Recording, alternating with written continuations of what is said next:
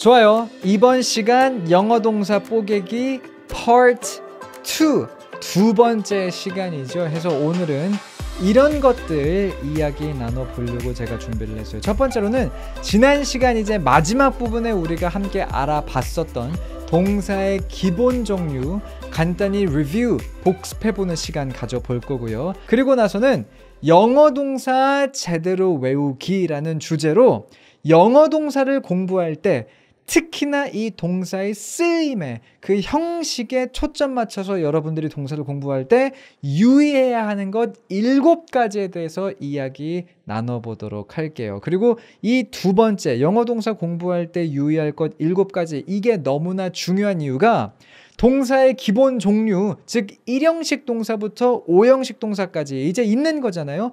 그것들만으로는 모든 어떤 그런 동사의 쓰임을 우리가 다 이해할 수가 없어요.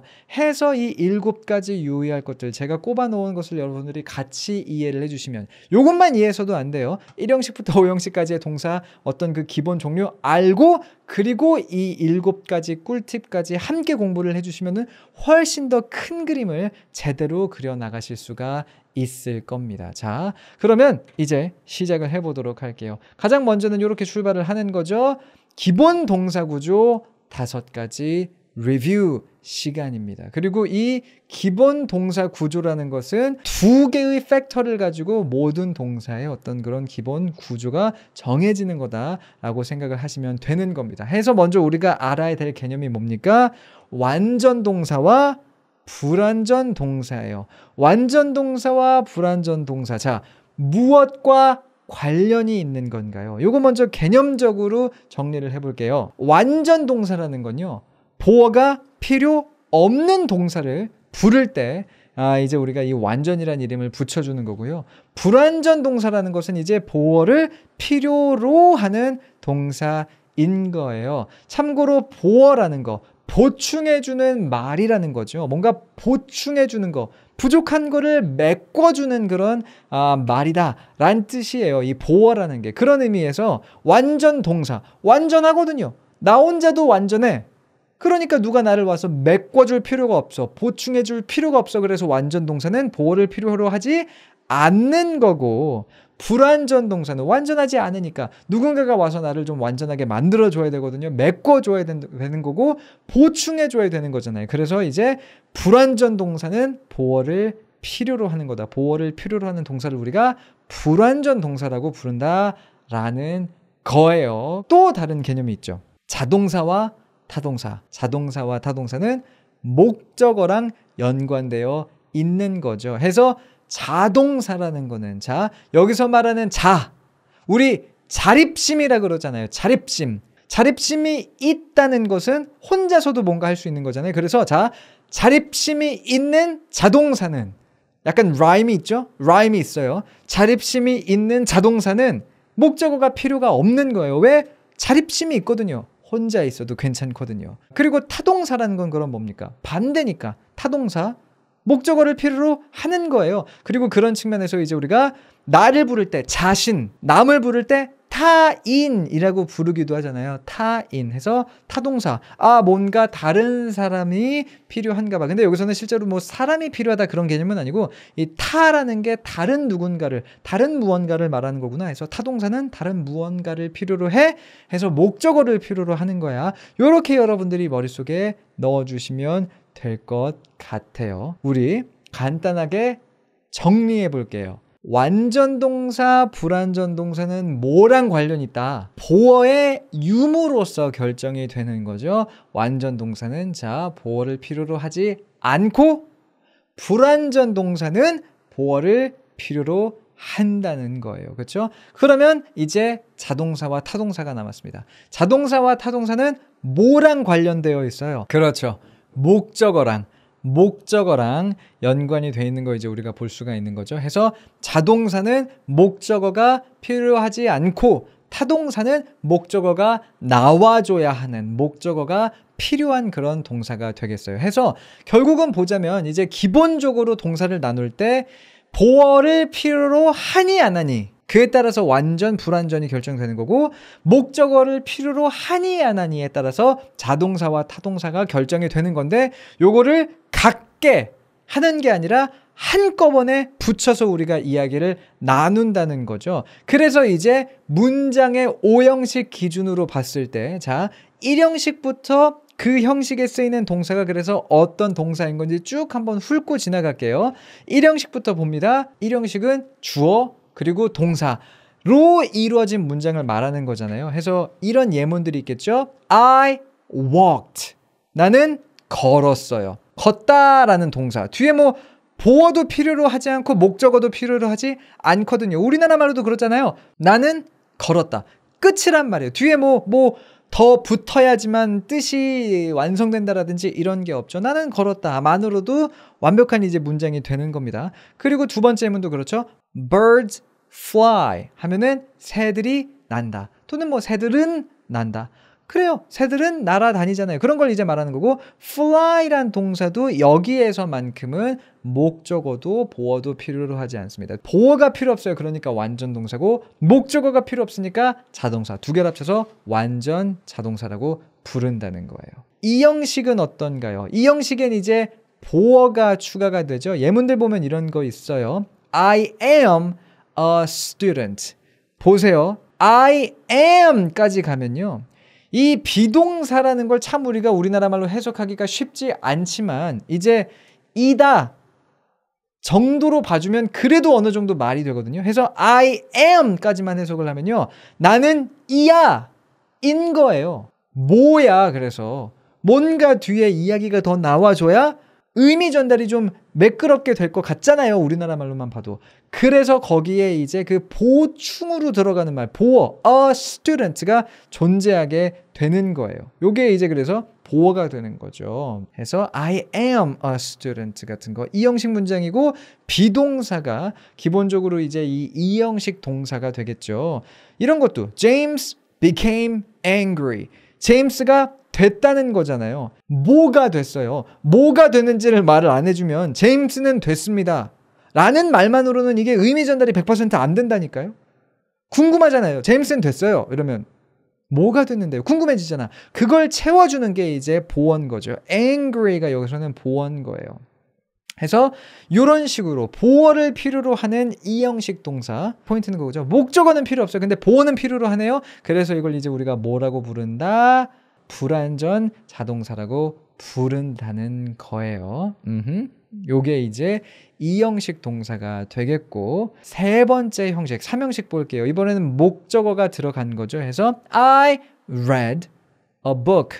나는 읽었어요. 뭘 읽었어요? A book. 책을 읽었어요. 우리나라 말로 이렇게 을로 해석되는 것들을 보통 우리가 목적어라고 봐주면 맞아요.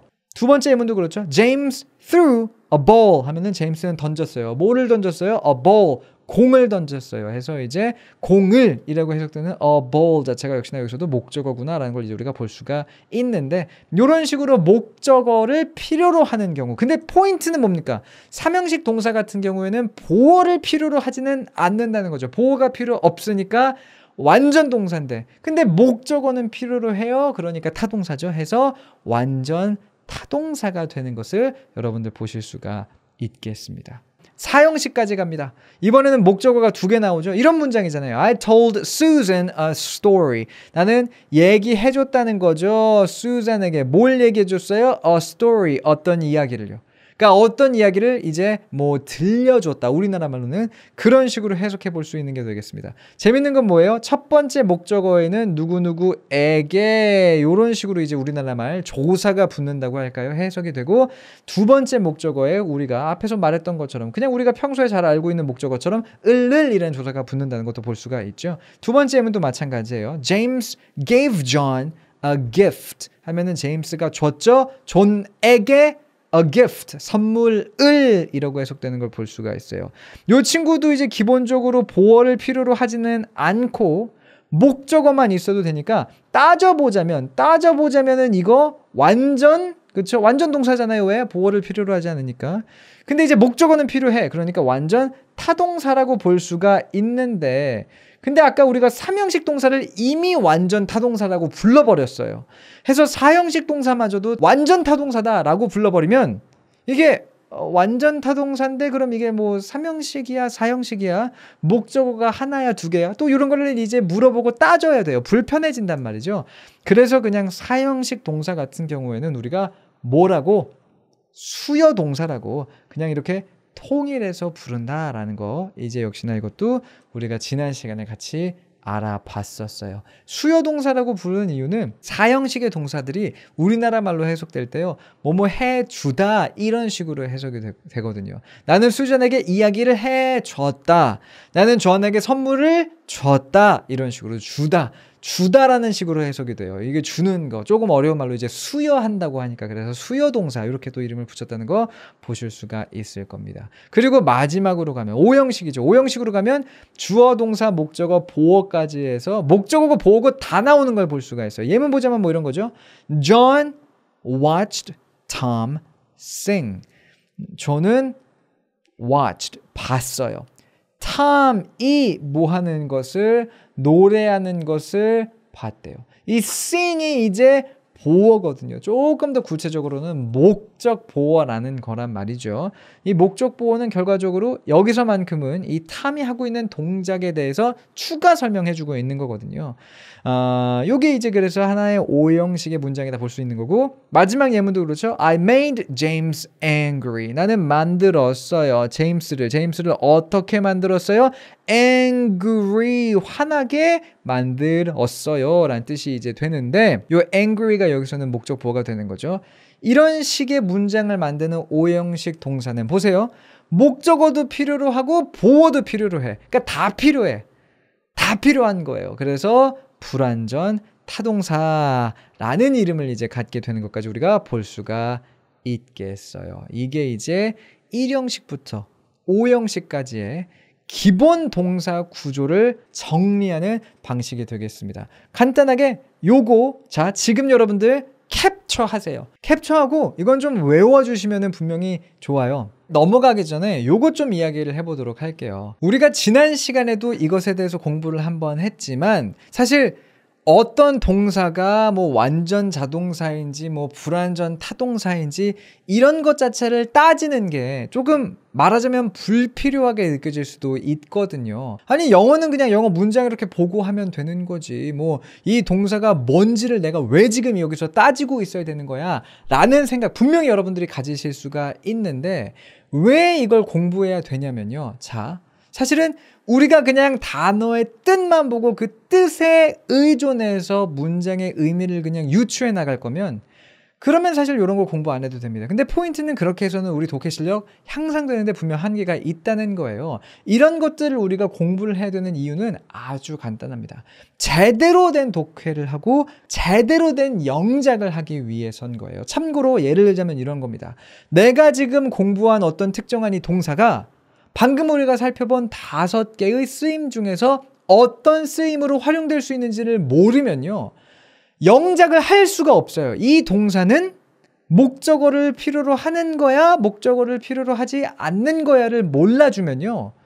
그럼 내가 이 동사 뒤에 명사를 넣어도 되는지 안 되는지를 모른단 말이에요.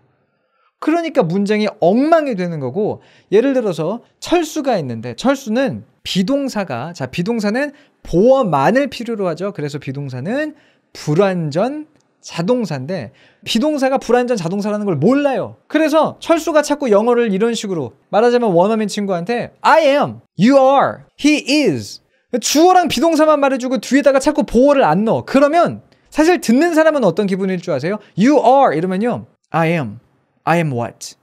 기다리게 된단 말이에요. 듣는 사람은 비동사 다음에 보어가 나올 걸 알아. 그래서 you are 상대방이 말하면 듣는 사람은 그래서 내가 뭐 보어가 나와야지 내가 뭐 듣는 사람은 기다리게 돼. 근데 이 사람이 보어를 안 말하잖아요. 그러면은 뭐라는 거야? 뭐 말을 하다 마라 라고 이제 생각하게 된단 말이죠. 그런 어떤 그 가장 대표적인 예가 또 하나 뭐가 있냐면요. 좋아하다란 동사 like 있죠. like 이거 타동사예요. 보어는 필요 없거든요. 그러니까 완전 타동사, 즉 삼형식 문장에 쓰이는 동사예요. 목적어를 필요로 한단 말이죠. 근데 그걸 모르잖아요. 그러면은 어떤 식의 문장이 나오는지 아세요? 자 보세요. 외국인 친구를 내가 사귀었어요. 그래서 홍대 어디서 만나가지고 이번 주 금요일 날 삼겹살, 야 내가 한국에서 제일 맛있는 음식 너한테 한번 맛을 보게 해줄게. 내가 삼겹살 사줄게 해서 삼겹살집에 딱 갔습니다. 그리고서는 삼겹살을 같이 먹으면서 어때, 맛있어? 마음에 들어? 라고 물어보고 싶단 말이에요. 동사 like를 내가 이제 그 뜻은 알아요. 그래서 like가 좋아하다라는 뜻은 아니까 그걸 가지고 문장을 만들고 싶은데 포인트는 이 뒤에 목적어를 넣어줘야 되는 걸 몰라. 그래서 많은 분들이 어떤 식으로 말하시는 거 아세요? Do you like? Do you like? You like? 이렇게 자꾸 말을 한단 말이죠. 물론 그러면 원어민 입장에서는 나 지금 삼겹살 먹고 있고 이 사람이 나한테 Do you like? 라고 물어보니까 이거 좋냐고 물어보는 거겠지. 그러니까 의사소통은 될 거란 말이죠. 근데 사실 그거 문장이 끝난 게 아니에요. 절대로 제대로 된 문장이 아니에요. Do you like it? 또는 뭐 Do you like 삼겹살? 처럼 뒤에 목적어까지 말해줘야 제대로 된 문장이 완성이 되는 거란 말이죠.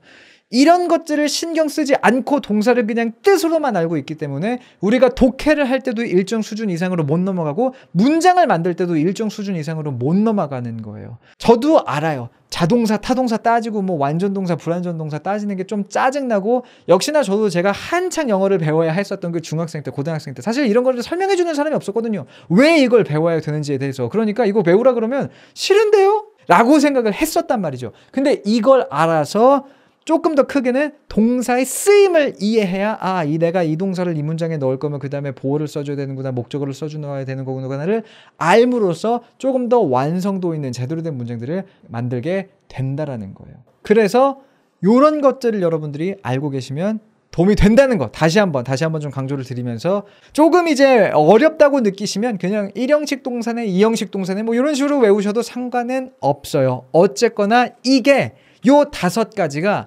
영어에 존재하는 동사들의 기본 구조라는 겁니다. 동사가 얼마나 많겠어요? 한 10만 개, 동사가 10만 개 된다 그래도 저는 놀라지 않을 것 같은데, 이게 100만 개여도 상관없어요. 영어에 존재하는 동사들은 기본적으로 이 5개의 쓰임들 중 하나를 갖게 된다는 거예요. 두 번째 이제 파트로 넘어가 보도록 하죠. 영어 동사 제대로 외우기. 우리가 영어 동사를 공부할 때 꼭 신경 써야 되는 7가지 것들에 대해서 제가 준비를 해왔어요. 여기 지금 제가 말씀드릴 7가지 것들, 기본적으로 여러분들이 앞으로 항상 잊지 말고 신경을 써 주셔야 돼요. 이것들까지 알아야 앞에서 공부한 5가지의 문장 구조를 우리가 활용을 할래도 활용을 하는 거고, 앞에서 공부한 5가지 그 문장 구조를 신경 쓰면서 동사를 외울래도 외울 수가 있는 겁니다. 첫 번째 거부터 봐볼게요. 자, 첫 번째 거. 하나의 동사가 얘는 1형식이네 라고 끝나지 않는다는 거예요.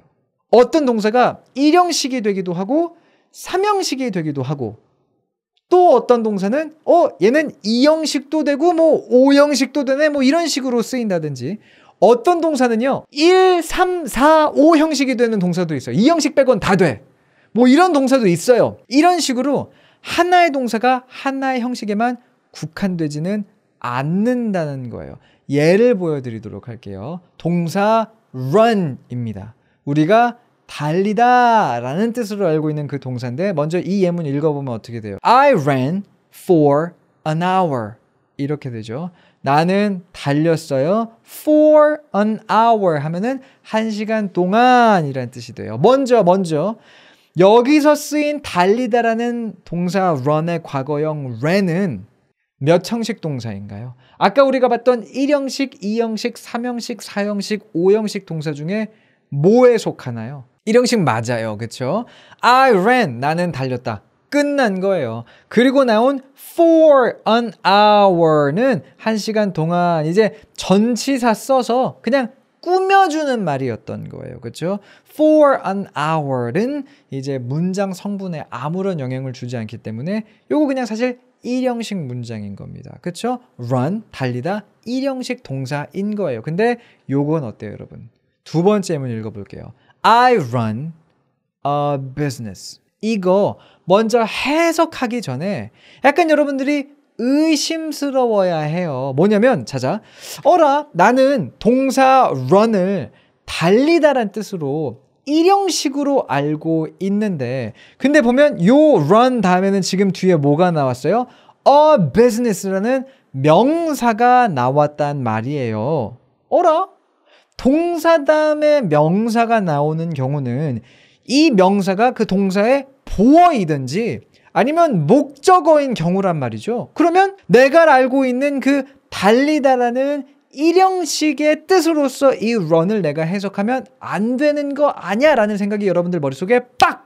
들어야 된다는 거죠. 그렇죠? 이런 게 동사 형식을 알고 있고 실전에 적용시키는 과정인 거예요. 나는 얘를 일형식으로 알고 있었어. 근데 동사 뒤에 명사가 나왔어. 그럼 얘는 보어든지 아니면 목적어든지 뭔가 내가 모르는 뜻이 그럼 이 동사에는 있나 봐라는 느낌이 싹 든단 말이에요. 그 쎄한 느낌이 들어야 된단 말이죠. 요건 이제 기본적으로 목적어인 거예요. 그래서 I run a business는 뭐 경영하다도 좋고요. 운영하다. 나는 사업체를 운영해. 이런 뜻이 되는 겁니다. 그럼 여기서는 얘가 많은 분들이 이미 적어주셨는데 몇 형식이 된다? 3형식이 된다는 거죠. 이런 거예요. 하나의 동사가 하나의 형식에만 국한되지는 않는다는 거죠. 결국 이제 이게 뜻하는 바는 뭐냐면은 여러분들이 동사를 공부하실 때 이게 몇 형식 동사로서 어떻게 쓰일 수 있는 거지?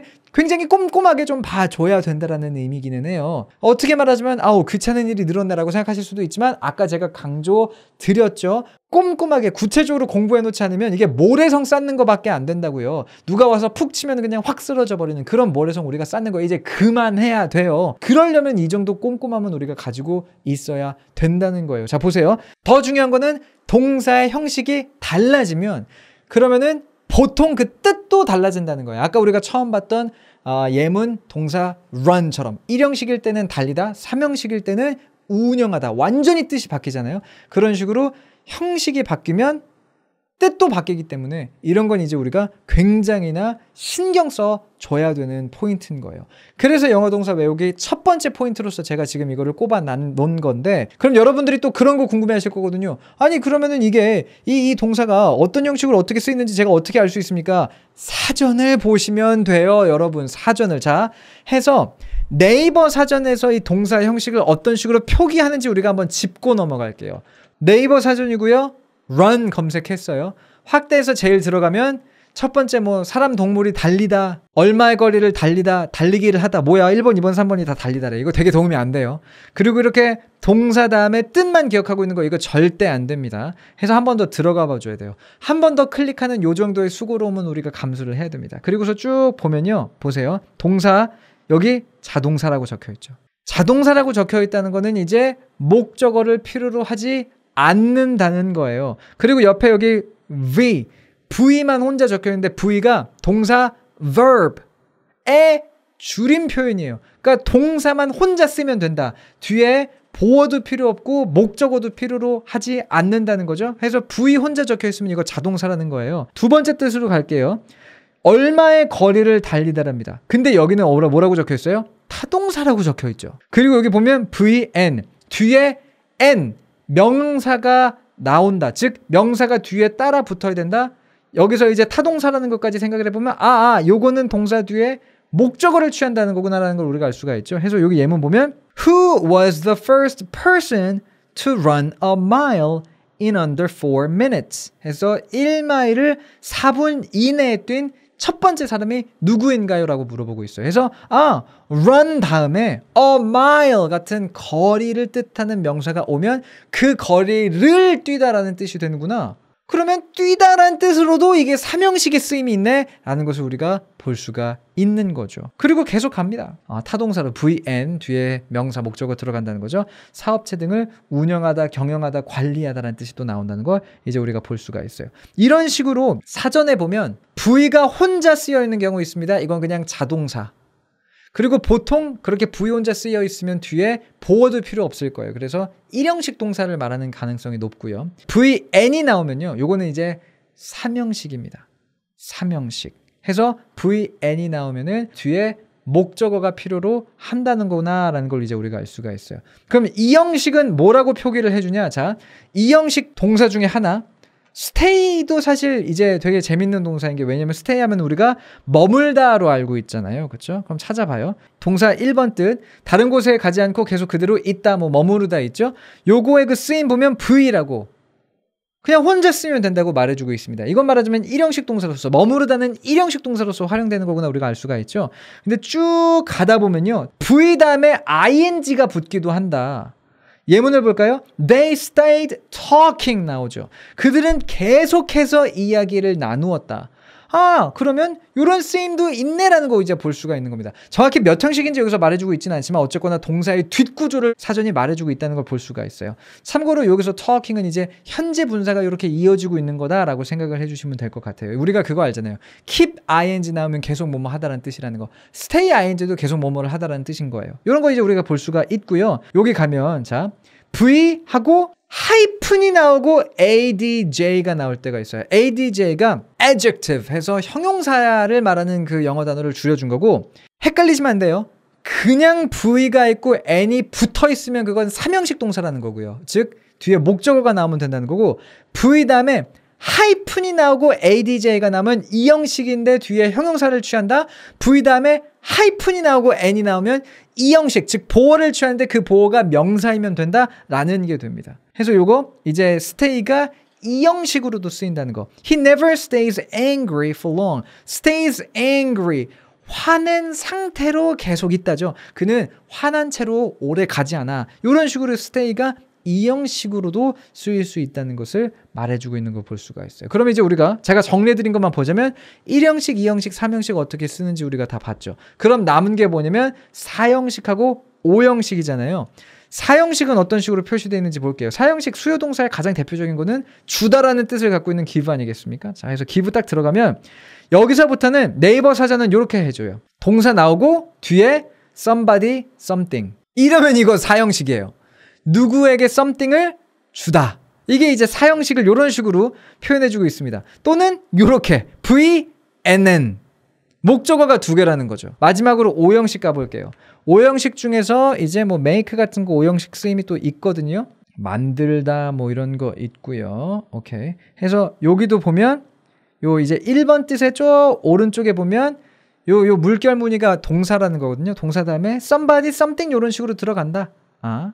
근데 요렇게만 봐서는 이게 사실 4형식인지 5형식인지를 알 수가 없어요. 그래서 조금 더 이제 찾아봐야 되는데 여기 보이니까 VNN 또 나오네요. She made us all coffee. 우리 모두에게 그녀가 만들어줬다. 뭐를? 커피를. 이런 식으로 이제 4형식을 VNN 해서 보여주고 있는 거 볼 수가 있겠고 자 그리고 쭉 봅니다. 쭉쭉 볼게요. VN 다음에 형용사가 들어간다. 하이픈 있고 형용사. 이거 아까도 봤죠. 보어라는 거거든요. 목적어 있고 그 다음에 보어 들어갈 수 있습니다. 즉 이게 이제 5형식 동사의 쓰임입니다. 라고 말해주고 있는 거예요. 이런 식으로 네이버 사전을 보면요. 각각 쓰임마다 이게 몇 형식 쓰임인지를 우리한테 말해주는 걸 볼 수가 있습니다. 해서 오늘 저와 같이 공부를 좀 하시면서 그 동사들의 기본 구조를 우리가 왜 공부해야 되는지 설득이 좀 됐고 그래서 꼼꼼하게 내가 해보겠다 싶으신 분들은요. 항상 사전을 확인하세요. 이 동사가 어떤 형식의 어떤 쓰임을 가지고 있는지 사전은 다 말해주고 있습니다. 두 번째는 앞에서 이야기 나눴던 거에 어떤 그 맥락을 같이 하는 내용인데요. 우리가 모르는 동사의 쓰임에는 언제나 유의를 해야 될 필요가 있어요. 뭐냐? 어떤 말을 하고 싶은 거냐? 자, 이거 보세요. He stood on a table. 그가 탁자 위에 올라가서 탁자 위에 서 있었다는 거죠. 우리가 알고 있는 뜻이란 말이죠. 그리고 요거는 1형식이죠. 그는 섰다. 끝난 거예요. On a table은 그냥 꾸며주는 말로써 그냥 1형식 동사의 쓰임에 꾸며주는 말이 덧붙여진 건데 이런 건 이제 우리가 알고 있는 서다라는 stand라는 동사의 일반적인 쓰임이고 근데 재밌는 건 뭡니까? 자, 이 예문 한번 보세요. He stood tall. 이 문장을 여러분들이 딱 보셨을 때 어라? 싶어야 되는 게 왜냐면요. stand는 아까도 제가 말씀드렸잖아요. 기본적으로 1형식 동사란 말이에요. 뒤에 명사든 형용사든 뭐가 나올 이유가 없는 거예요. 근데 tall은 확실히 얘는 형용사거든요. 키가 큰 이렇게. 동사 뒤에 형용사가 곧장 나올 수 있는 거는 2형식 동사밖에 없어요. 근데 내가 알고 있기로는 stand는 서다 일형식 동사란 말이에요. 이건 또 그럼 무슨 경우인 거야? 우리가 어라? 요 느낌을 가질 수 있어야 된다는 거죠. 찾아봐야죠. 스탠드 검색을 했어요. 들어갑니다. 자, 여기 서다, 서 있다 라는 뜻 있고요. 이거 뭐 우리가 알고 있는 거죠. 그리고 우리가 알고 있다시피 그냥 동사만, V만 적혀 있어요. 그러니까 일형식 동사라는 거예요. 기본적으로 쭉쭉 내려가다 보면 여기에 동사하고 형용사가 뒤에 쓸 수 있다라고 또 나와 있는 걸 볼 수가 있죠. 그래 놓고 예로 나와 있는 게 뭐예요? stand still. 여기서 말하는 still은 정지된 이라는 형용사거든요. 가만히 서 있으라는 게 이제 영어로는 stand still이 되는 거예요. 포인트는 뭔가요? 우리가 잘 알고 있다고 생각하는 동사도 stand 같은 것도 뭐야 왜 이거 다음에 형용사가 왔지? 이런 쎄한 기분이 들 수 있어야 된다는 거죠. 요런 눈이 띄어지기 시작해야 제대로 된 독해를 할 수가 있는 거예요. 그런 걸 이제 알고 이 문장을 해석하면 그래서 얘가 뜻이 뭐가 되냐면요. 그는 서 있었는데 어떻게 서 있었다? 키가 크게 서 있었다는 거예요. 키가 크게 서 있었다는 건 뭐예요? 등 쫙 펴고 일자로 곧게 키 크게 딱 이렇게 당당하게 서 있었다는 겁니다. 근데 이런 의미로서 스탠드가 활용될 수 있는 걸 우리가 몰라버리면 아까 지금 중위님이 적어주셨죠. He stand tall. tall은 그냥 키가 크니까 키를 더 크게 하려고 까치발 섰다는 건가? 엉뚱한 식으로 해석을 하게 되는 거예요. 아까도 제가 설명드렸지만 왜 이런 기본 동사 구조를 알아야 됩니까? 이런 것들을 구별해내서 우리가 찾아볼 수라도 있게끔 만들어주기 위한 겁니다. 스탠드가 일형식 동사야. 그래서 뒤에 명사나 형용사가 기본적으로 오지 않아 라는 것에 대한 개념이 없으면요. He stood tall. 뭔가 이상한다라는 느낌 자체를 가질 수가 없는 거예요. 그런 의미에서 포인트는 다시 한번 뭐다? 우리가 모르는 동사의 쓰임. 어라? 스탠드 다음에 형용사가 나올 수 있다고? 이런 게 나오면 역시나 이것도 언제나 사전 찾아봐 주셔야 되겠죠. 그리고 제가 지금 심 튀기면서 강조를 드린 것처럼 이거 좀 특이한데 사전 찾아봐야 되겠다 라는 그 쎄함을 느끼기 위해서는 동사의 기본적인 그 형식을 우리가 알고 있어야 돼요. 왜? 기본적인 형식을 알고 있을 때 거기서 뭔가 벗어나면 이거 뭐지? 찾아봐야지가 되는데 기본 쓰임도 몰라. 그럼 모든 것들이 다 새롭단 말이죠. 이럴 수도 있고 저럴 수도 있나 봐. 그런 식으로 해석하게 되니까 모든 것들이 좀 어렴풋이만 이해가 되게 된다는 거죠. 두 번째 포인트였고요. 세 번째는요. 동사의 형식은요. 우리말 해석과 별개예요. 이런 질문 여러분들 주세요. 자, 이 문장 I slept. 해석해보면 어떻게 됩니까? 나는 잠을 잤다죠. 우리나라말 해석을 보세요. 나는 잠을 잤다. 어라? 목적어 뒤에 을을 붙인다며 나는 잠을 잤다. 잠을이 있네? 그러면 sleep은 목적어가 있는 거니까 얜 타동사겠구나 라고 해석하시면 안 된다는 거죠. sleep. 이 slept는 이제 기본적으로 sleep이라는 동사의 과거형이니까 sleep은 몇 형식 동사예요? 일형식 동사예요. 그냥 자다라는 거예요. 뒤에 뭐가 안 나옵니다. 근데 우리나라 말로 해석하면 나는 잠을 잤다. 잠을이 붙네? 그럼 얘 삼형식인가? 우리나라 말로 실제로 그 동사가 어떻게 해석되는지는 아무런 상관이 없어요. 당연한 거지만 영어 동사는 그냥 영어 동사 내에서 끝나는 거지 우리나라 말로 어떻게 해석이 되는가는 이제 부차적인 거라는 거죠. 가끔 보면 이런 것들이 있어요. 일형식 동사인데 막 삼형식처럼 해석이 된다던가 이형식 동사인데 일형식처럼 해석이 된다던가 그래서 막 보어가 꾸며주는 말처럼 해석이 된다던가 그런 일들이 종종 일어날 수밖에 없어요. 그건 어쩔 수가 없어요. 왜? 영어랑 우리말은 기본적으로 다른 언어다 보니까 그러다 보니까 해석을 하다 보면 그런 오류들이 찌꺼기들이 생겨나길 수밖에 없는 거죠. 그러니까 영어 동사의 어떤 형식을 구별하는 데 있어서 우리나라 말 해석을 기준 삼으면 안 돼요. 동사 형식은 이미 정해져 있는 거예요. 원어민들이 쓰는 거 그냥 우리가 공부하면 되는 거지만 우리나라 말로 해석이 어떻게 되니까 이런 거는 이제 별개다라는 거 봐주시면 되겠고 자, 네 번째로 갑니다. 진행형이랑 완료 시제는 그럼 몇 형식인가요? 이런 거 궁금해하실 수 있어요. 참고로 간단히 설명을 드리자면요. 진행형에 사용된 그 분사 있죠. 그 분사를 만들기 위한 어떤 그 기초 동사 형식 따라가시면 돼요. I was standing in line. 우리나라 말로 하자면 나는 줄을 서 있었어요 인 건데 자 포인트는 이거 몇 형식이에요. 이거 몇 형식인가요? 자, 제가 어떤 이야기 드리려고 하는지 여러분들 보이시죠? 나는 줄을 서 있었어요. 우리나라 말로 또 줄을이라고 해석했다고. 이거 3형식인가? 아니, 아까 이제 우리가 스탠드 할 때 이거 1형식이라고 정리했었잖아요. 여전히 이거 그냥 1형식인 거예요. 그렇죠? 여러분들 헷갈리시면 안 돼요. 지금 좋아요. 자, 해서 스탠드라는 동사 자체가 1형식이기 때문에 얘가 진행형으로 쓰이든 뭐 완료로 쓰이든 형식은 여전히 변함이 없는 거예요. 그래서 I was standing in line. 따져보자면 1형식인 겁니다. 그리고 요것도 I have read the book. 해석해보자면 나는 그 책을 읽어본 적이 있다. 역시나 요것도 여기 쓰인 이 read라는 사실 뭐 과거 분사지만 어쨌거나 요 친구의 형식 그대로 따라가면 돼요. 왜 그러냐면 결국 그 동사의 형식이란 거는 무슨 시제 또는 뭐 진행형인지 완료가 사용됐는지에 따라 결정나는 게 아니라 뒤에 그래서 목적어가 있는지 보어가 있는지에 따라서 결정이 나는 거잖아요. 그러니까 진행형이든 완료든지 등등은 아무런 영향을 주지 않는다는 거예요. 이런 것도 설명드리면 이런 거 궁금해 하시거든요. 선생님 그러면은 현재 완료 진행은 어떻게 됩니까? 이것도 상관없어요. I have been watching TV all day. 나는 하루 종일 TV를 봤다는 거죠. 어쨌거나 watch란 동사가 3형식 동사이기 때문에 이 문장도 여전히 3형식인 거예요. 진행이든 완료든 뭐가 됐든지 간에 결국은 뒤에 보어냐 목적어냐 뭐 두 개 다이냐 두 개 다 없냐 뭐 이런 것들에 따라서 형식이 결정되는 거기 때문에 진행이든 완료든 등등은 영향을 주지 않는다는 거 기억을 해주시면 되겠어요. 근데 사실 이제 우리가 진행형이라든지 완료라든지 이런 거 따지기 시작하면 또 하나 생각나는 게 뭐가 있어요? 바로 수동태가 있죠. 그럼 수동태는 몇 형식일까요? 이거 진짜 중요한 질문이에요. 이거 진짜 중요합니다, 여러분. 잠깐만 집중을 해보세요. 능동태 문장을 모두 수동태로 만들 수 있는 건 아니에요. 능동태에서 3형식, 4형식, 5형식의 문장들만 수동태로 만들어질 수가 있습니다. 거꾸로 말하자면 1형식 문장 수동태로 못 만들어요. 능동태 2형식 문장 수동태로 못 만든다는 거예요. 해서 수동태 자체에 뭔가 형식을 우리가 나누기는 애매하지만 이 수동태가 몇 형식의 능동태에서 왔구나라는 것은 우리가 구별할 수가 있어요. 무슨 말이냐? I was hit. 나는 맞았다는 거죠. 그렇죠? 그래서 I was hit by a ball 하면은 내가 공에 의해서 맞았다라고 하면은 요걸 능동태로 바꾸면 얘가 이제 3형식이 될 겁니다. A ball hit me. 요렇게 그렇죠? 목적어가 주어 자리에 오고요. 능동태의 동사가 수동태로 바뀌고요.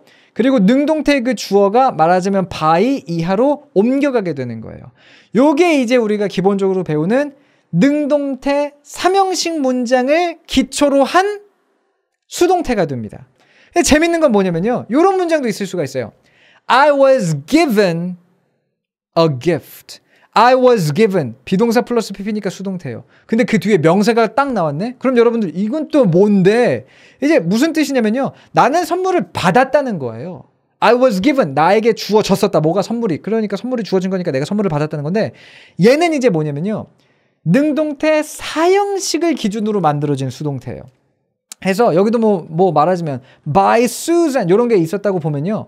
능동태 문장은 이렇게 됐을 겁니다. Susan gave me a gift. 여기서 다시 한번 목적어가 수동태의 주어가 되고요. 동사 gave가 수동태가 됐죠. was given이라고.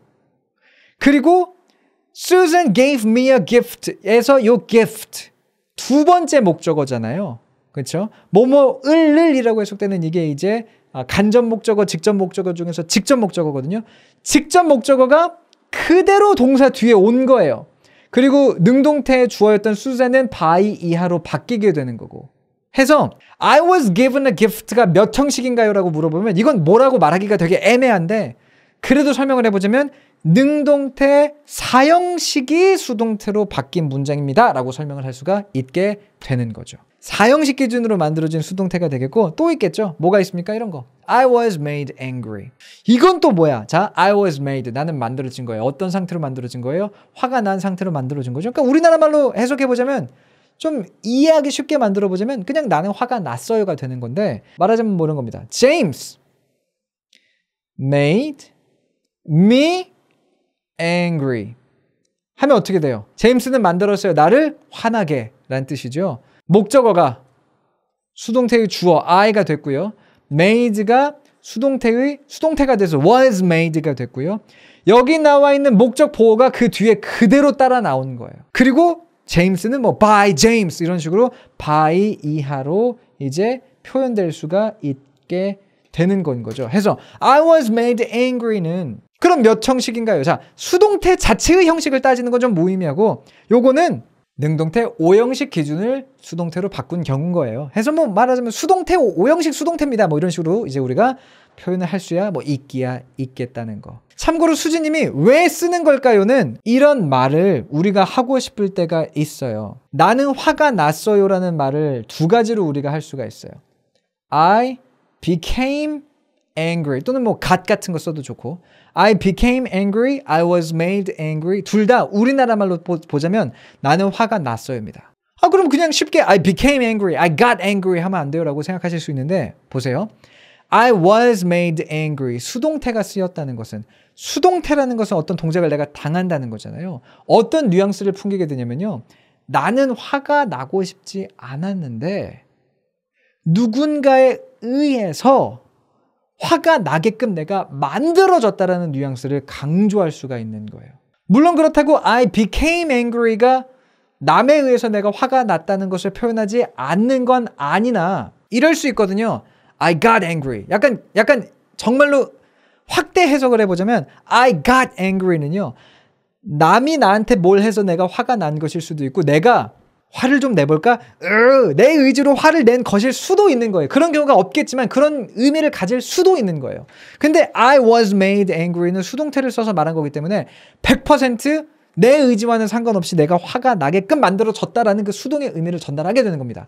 같은 의미지만 근데 그 안에 들어가는 뉘앙스가 다른 거예요. 그래서 존재하는 거예요. 나머지 남은 이제 두 가지 쭉 한번 가볼게요. 삼형식도 다 같은 삼형식이 아니에요. 무슨 말이냐면 같은 형식이어도요. 사실 해석하는 그 의미 자체가 살짝 다를 수가 있다는 겁니다. 자 보세요. She answered the question. 그녀는 답했어요. 뭐를요? 그 질문을요. 여기서 answered는 질문에 답하다라는 뜻의 동사예요. 삼형식입니다. The question이 목적으로 들어간 거니까. 근데 이제 이렇게 쓸 수도 있거든요. answered를 She answered that she was not guilty. 그녀는 답했다. 뭐라고? 그리고는 대절이 나왔죠. 그녀가 유죄가 아니라고 답했다라는 건데 자, 얘도 삼형식이고요. 얘도 삼형식이에요. 근데 위에서는 즉 목적어 자리에 명사 하나만 딱 이렇게 the question 이런 거 들어왔을 때는 그냥 답했다라고 해석하면 100% 됩니다. 그녀는 그 질문에 답했다 이렇게. 근데 여기서는요. 그녀가 유죄가 아니라고 답했다. 여기서는 사실 답했다보다는 말했다. 의 뉘앙스가 더 이제 강해지게 된다는 거죠. 아주 작은 차이인데 이런 차이. 둘 다 삼형식인데 목적어 자리에 명사 하나 왔을 때랑 아예 절이 왔을 때랑 동사를 해석하는 방식이 기본적으로는 답했다라는 뉘앙스가 다 깔려 있지만 뒤에 대절이 나왔을 때는 그녀가 이랬다고 말했다는 거구나. 살짝 이렇게 이제 우리가 의역해서 이해해주면 더 이해가 쉬운 그런 경우들이 있을 수가 있다는 거죠. 그렇죠. 그래서 무조건 또 얘는 삼형식이네 뒤에 목적어 취하면 되는 거래 라고만 해서 거기서 긴장 푸지 마시고 이게 동사마다 또 다르긴 하거든요. 명사에 나왔을 때는 이런 뜻 근데 뒤에 절이 나왔을 때는 살짝 바뀌어서 이런 뜻으로 또 해석이 되기도 하네. 같은 것까지도 신경 써주시면 진짜 꼼꼼한 거다. 이 정도 꼼꼼하면 제가 인정해 드립니다. 그리고 마지막은 너무나 당연한 건데 동사 얘기하면서 전치사 얘기 안 할 수가 없어요. 동사와 전치사의 쓰임까지도 여러분들이 신경 써주셔야 됩니다. 무슨 말이냐면 아주 간단한 예를 제가 하나만 좀 가져와 봤거든요. 동사 regard 찾아보면요. 이거 여기다라고 나와요.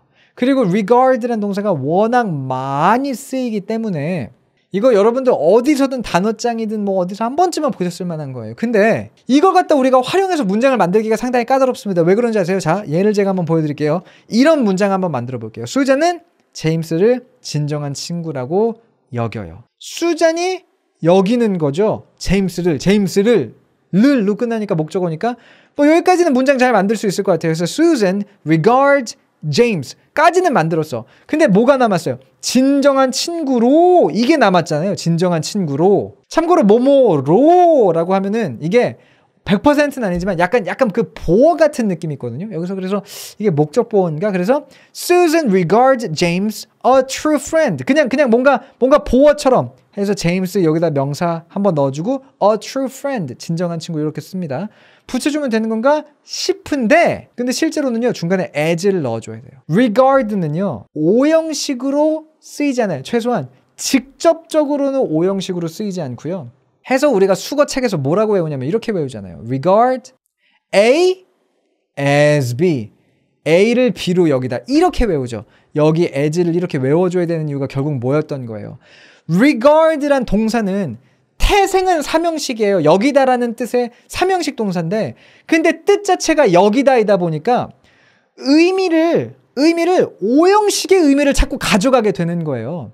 태생이 삼형식이다 보니까 어쩔 수 없이 이런 as 같은 전치사를 또 가져갈 수밖에 없다는 거죠. 요런 것까지도 여러분들이 신경을 써주셔야 사실은 동사의 쓰임을 제대로 우리가 커버할 수 있게 된다는 겁니다. 이 7가지를 진짜 100% 이해하고 앞으로 여러분들이 영어 동사를 외우실 때 모두 다 적용해 나가기는 어려운 거 저도 알아요. 근데 역시나 이거를 한 번이라도 들어서 알고 있는 것과 전혀 이것을 모르고 그 상태에서 그냥 독해 공부를 해나가는 것은 분명 차이가 있을 수밖에 없다는 거. 그래서 사실 오늘 내용, 특히나 영어 동사 제대로 외우기에 그 7가지 관련된 내용은 많은 분들이 좀 돌아보시면서 복습을 계속 해주시면 좋겠다. 너무나 중요한 내용이기 때문에 라는 생각까지 자 한번 해보면서 오늘의 내용 마무리를 지어보도록 하겠습니다. 이제 실전 연습 남았어요.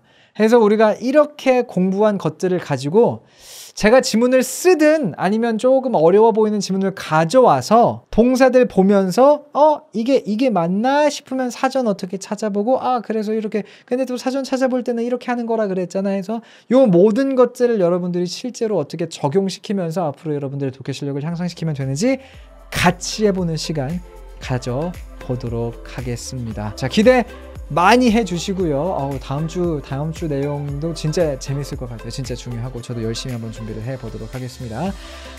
좋은 밤 보내시고요. 이제 날씨가 점점 쌀쌀해지고 있는 것 같아요. 아프지 마시고 감기 조심하시고 저희 다음 주에 다시 좋은 컨디션으로 에너지 넘치는 상태로 해서 만나도록 할게요. 자, 고생하셨습니다. 좋은 밤 보내세요.